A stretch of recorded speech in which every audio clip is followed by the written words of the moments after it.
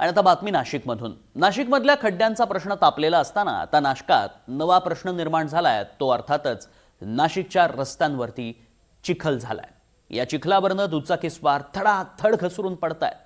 छत्रपती संभाजीनगर नाका ते मुंबई नाका या अत्यंत वर्दळीच्या मार्गावरच हा सगळा चिखल झालाय। गुरुवारी सकाळी तर इथे कहर झालाय। अवघ्या 2 तासात डझनभर दुचाकीस्वार रस्त्यावरनं घसरून पडले। सगळा थरार एनडीटीव्हीच्या कॅमेरासमोरच घडलाय, बघा।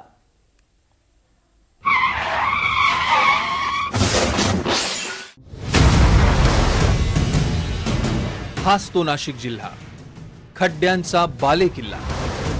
नाशिकमध्ये अनेक लोक खड्ड्यात पडले, खड्ड्यात पडून 4 जण मेले। आता खड्ड्यांबरोबरच नाशिकच्या रस्त्यांवर चिखल झालाय आणि आता नाशिककर या चिखलावरनं घसरून पडायला लागले। अतिप्रचंड खड्डे, चिखलानं माखलेला रस्ता, त्यावरून घसरणाऱ्या दुचाकी आणि त्यानंतर होणारी वाहतूक कोंडी, असं हे नाशिकचं चित्र आहे।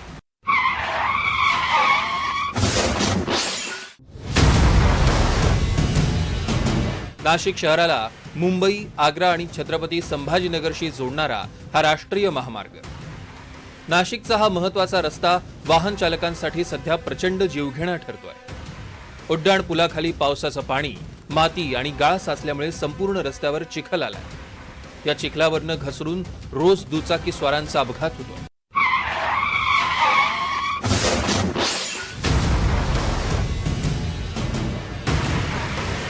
एनडीटीव्हीचे प्रतिनिधी याच रस्त्यावरच्या चिखलाबाबत रिपोर्टिंग करत असताना 3 दुचाकीस्वार एका पाठोपाठ एक चिखलावरनं घसरले। एनडीटीव्हीच्या कॅमेऱ्यात हे सगळं कैद झालं।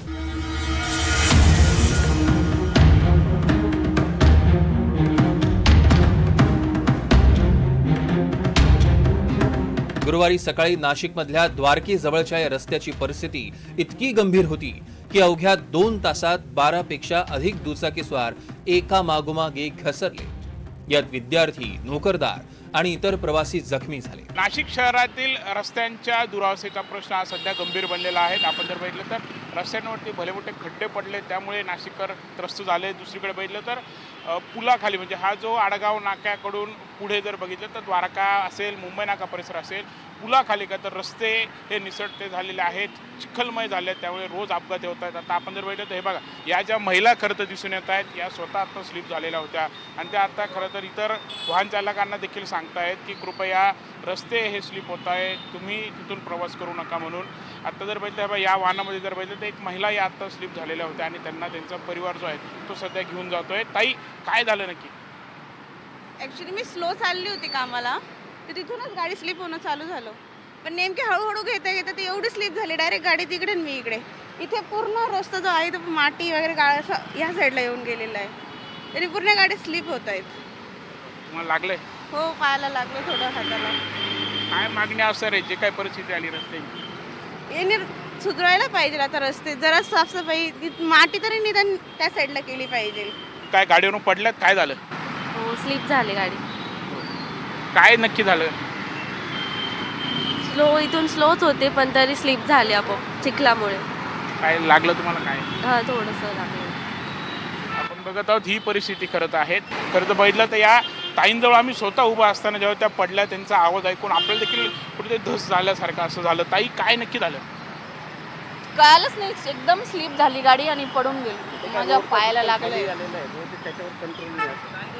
आता जी अवस्था आली रस्त्यांची, कसं बघताय? काय मागणी आहे तुमची? जे रिपेअर व्हायलाच पाहिजे। काय या रस्त्यांच्या अवस्थेत? खड्डे आहेत, अशी परिस्थिती रस्त्यांची? नाही, खड्ड्यांचं तर आहेच। हे आता या हायवेच्या खाली चिखलांचा प्रॉब्लेम झाला आणि वरतून गेलं तर यांचे आरटीओ पकडतात। काय मागणी असणार आहे प्रशासनाने? नाही, काही नाही, याच्यावर लवकरात लवकर मार्ग काढावा। नाही तर आज द्वारकेवर सुद्धा 4 जण पडले आज। आता जस्ट ते क्रॉस झाले, मला म्हणे हे कर, हळू चालला, म्हटलं हळूच चालतो असं।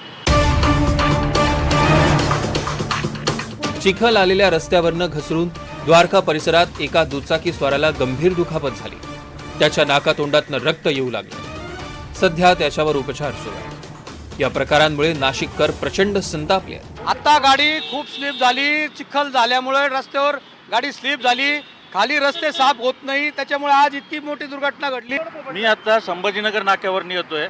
माझा हा किमान 8 मिनिटांचा प्रवास आहे. 8 मिनिटांमध्ये मी हा 8वा ॲक्सिडेंट बघतोय. बरोबर इतक्या मी तर म्हणतो सर्वसामान्य जनतेने रस्त्यावरती उतरून लोकप्रतिनिधींना आणि प्रशासनाला हे दाखवून दिलं पाहिजे की तुमच्या भ्रष्टाचारामुळे जनता मरते.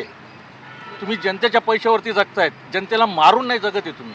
हे स्लिपिंग का होतंय, हे जे डांबरीकरण आहे याच्यावर काळी माती पडली. काळी माती पडल्यामुळे ॲक्टिवा आणि मोटरसायकल लेडीज त्यांना भान राहत नाही, म्हणून ते इतके पडू राहिले की काल परवाच्या दिवशी एक लेडीज तर बेशुद्ध होऊन गेली होती.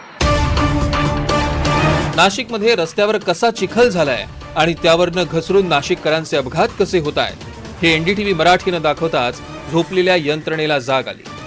नाशिकच्या रस्त्यावरचा चिखल हटवण्यात आला. अग्निशमन विभागाच्या मदतीनं रस्ता धुण्यात आला. रस्त्यावरचा चिखलगाळ काढण्यात आला आणि त्यानंतर खबरदारी म्हणून काही काळासाठी वाहतूक सर्व्हिस रोडवर वळवण्यात आली. कधी खड्ड्यांमुळे तर कधी चिखलामुळे नाशिककर जीव मुठीत घेऊनच बाहेर पडतायत. कष्ट करून, नोकऱ्या करून, घाम गाळून नाशिककर पैसा कमवतो. त्यातून रस्त्यासाठी कर भरतो. त्याला सुरक्षित रस्ते द्यायचे सोडून नाशिकची सगळी यंत्रणा गाढ झोपी गेली आहे. फक्त अपघात झाले की ढिम्म झोपलेली यंत्रणा जागी होते आणि मलमपट्टी करते. नाशिककरांच्या फसवणुकीचा हा खेळ किती दिवस चालणार याचा जाब नाशिककरांनी विचारायलाच हवा. प्रांजल कुलकर्णी, एनडीटीव्ही मराठी, नाशिक.